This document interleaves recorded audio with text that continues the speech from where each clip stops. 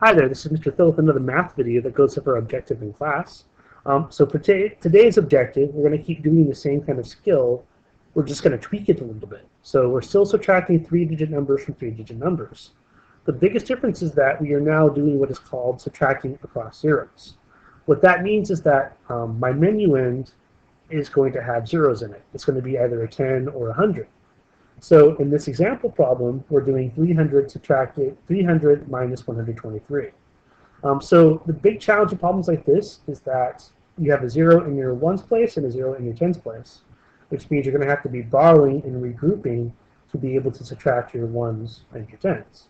So today I'm going to show you a couple of strategies for it. You've seen these before in other videos, so this should be a review, but you will see how you can use those strategies for this type of subtraction problem. So let's read it first. 300 take away 123. My menu one is 300. My subtraction is 123. Let's go ahead and do the place value model first. So for place value model, basic setup as same basic setup as before. I'm going to make a quick hundreds, tens, and ones frame, and I'm going to go ahead and decompose my menu end into its place values. So 300 is my menu end. It has 0 ones, 0 tens, and 3 hundreds. Now for the place value model, I actually want to model both my minuend and my subtrahend. So now I'm going to go ahead and decompose my subtrahend into its place values. So my subtrahend has 3 ones, so put a 3 at the bottom, 2 tens, and 2 tens is the same as 20, and 100. Okay, now I move on to the actual subtraction process. Okay, so start at the ones place as always. Can I do 0 take away 3? No, I can't, because 0 has no value. So I can't take 3 ones away from 0 ones. So when you borrow, you always go to the next highest place value. So let's go check out our tens. Can I take away 2 tens from 0 tens? No, I can't, because 0 once again has no value. So now I'm going to go to my next highest place value, the hundreds. So to give my tens place some value, I'm going to actually take 100 and borrow it. So 300 take away 100 means I have 200s left over. And I'm going to go ahead and regroup that as 10 tens over here.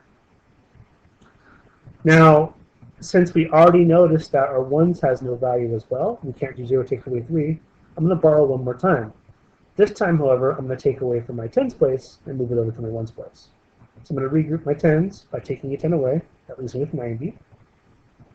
And giving that 10 over to the ones place.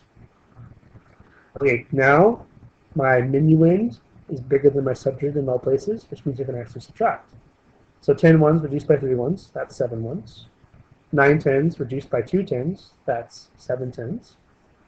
200s reduced by 100 is 100. So my difference is 100, 7 tens, and 7 ones. Let's add those up. And the difference between 300 and 123 is going to be 177. Okay, now I can cross off my draw model. Let's do the written form now. The difference, make sure you use your academic language here, please, is 177. Okay, now real quick, I'm going to show you the same problem, 300 minus 123, using our picture model strategy. So same beginning, view RDW, read the problem, 300 take away 123. That's my minuend, that's my subtrahend, cross off the R. Okay, now for this drawing model, I'm going to make the same basic setup. I'm going to create a hundreds frame, so hundreds, tens, and ones, and split it into its 3 sections. This time I'm going to visually model my minuend. I don't have to model my subtrahend here, I'm just going to visually model the minuend. So the minuend is 0 ones, so don't put anything there. 0 tens, don't put anything there. 3 hundreds. Okay, so clearly there's an issue. I can't take 3 ones away from nothing. I can't take 2 tens away from nothing. So I'm going to go ahead and borrow 100 and regroup it as 10 tens. 1, 2, 3, 4, 5 tens, 6 tens, 7 tens, 8 tens, 9 tens, and 10 tens. So it's great that I have value in my tens place now, but my ones place still has no value. So I'm going to borrow and regroup a 10. 1, 2, 3, 4, 5. 6, 7, 8, 9, 10. Okay, now I've got value in my ones place, I have value in my tens place, and value in my hundreds place. I can now subtract my subtrahend. So as always, start with 1's column. I'm going to take away 3 1s, so cross off 3 1s. And I have 7 1s left. Then I'm going to take away 2 10s, cross off for 2 10s. And I have 7 10s left, 470. And then I'm going to take away 100. And I have 100 left. So my difference should be the same as it was before, obviously. My difference is still going to be 177. Cross off draw and model, go ahead and write your answer out.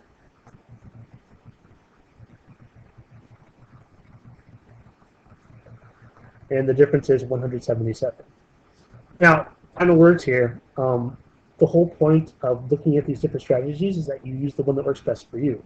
So at this point, you should have a strategy that works best for you.